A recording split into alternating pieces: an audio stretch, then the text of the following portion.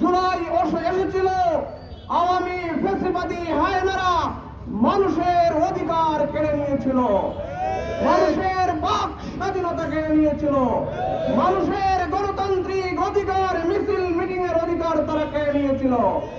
লাগামহীন দুর্নীতি, লাগামহীন স্বেচ্ছাচারিতা, লাগামহীন বৈষম্যের বিরুদ্ধে এদেশের মানুষ ক্ষেপে উঠেছিল।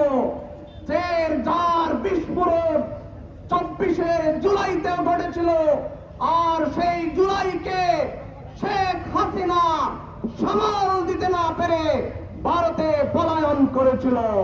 জাতির প্রত্যাশা পূরণের স্বার্থে অবিলম্বে জুলাই সনদ যেভাবে লিখিত হয়েছে সেভাবেই আপনারা বাস্তবায়ন করুন, নতুবা কিভাবে জুলাই সনদ বাস্তবায়ন করতে হয় 11 জনের নেতৃবৃন্দ এবং কর্মীরা দেশের জনগণকে সাথে নিয়ে সেটা বাস্তবায়ন করে ছাড়বে ইনশাআল্লাহ। সন্ত্রাসের নৈরাজ্য তৈরি করে জাতিকে মেধাশূন্য করার চেষ্টা করছেন, তাদের উদ্দেশ্যে আমরা বলতে চাই, আপনাদের এই ষড়যন্ত্র আর কাজ হবে না।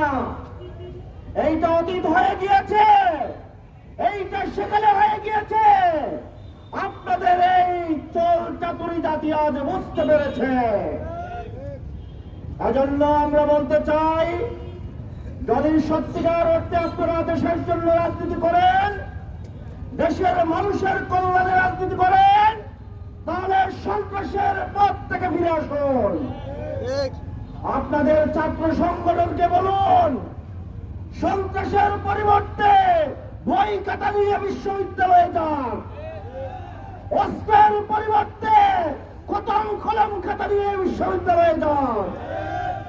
প্রতিযোগিতা হবে মেধার, প্রতিযোগিতা হবে ভালো ফলাফলের, প্রতিযোগিতা হবে ভালো রেজাল্টের। আমরা চেষ্টা করব ভালো করার, আপনারা চেষ্টা করেন ভালোর, তাহলে এই ভালোর মাধ্যমেই জাতি একটা ভালো কিছু পাবে।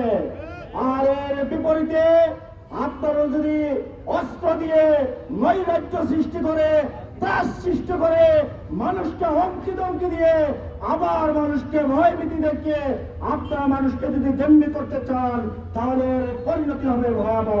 আগস্টের 4 তারিখে পুলিশের ভ্যান গাড়িতে একটা মেয়েকে গ্রেফতার করেছিল ফ্যাসিস্টের পুলিশ বাহিনী। সে জানালায় হাত দিয়ে বলেছিল, আঙ্কেল আমার মা বাবা নেই, আমার বাড়িতে একমাত্র বোনকে তালাবদ্ধ করে রেখে এসেছি। এই কণ্ঠ ফ্যাসিস্টের কানে যায়নি, সে কারণে জুলাই গণ অভ্যুত্থান হয়েছে। জুলাই গণ অভ্যুত্থান হয়েছে, আধিপত্যবাদের বিরুদ্ধে একটি বিদ্রোহ হয়েছে। এটা বর্তমান সরকারের কানে পৌঁছায়নি। জুলাই গণ অভ্যুত্থান হয়েছে, ফ্যাসিবাদের বিরুদ্ধে একটি দ্রোহ হয়েছে। সেই জুলাইকে যারা গুম করাতে চায়, তারা বোকার রাজ্যে বাস করছে। এই জুলাই বিপ্লবের সৈনিকরা এখনো বেঁচে আছে।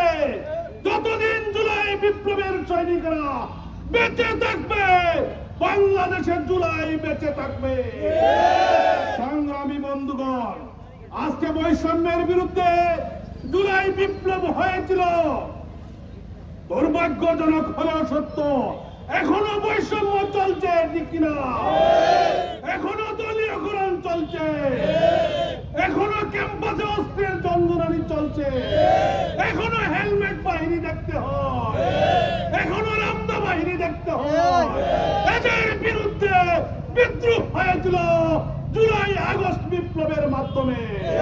আমরা তাদেরকে স্মরণ করিয়ে দিয়ে বলতে চাই, বাংলাদেশে যারা বাড়াবাড়ি করেছে, যারা অস্ত্র হাতে নিয়েছে, জনগণের অধিকার হরণ করেছে, তাদের অবস্থা কিন্তু ভালো হয়নি।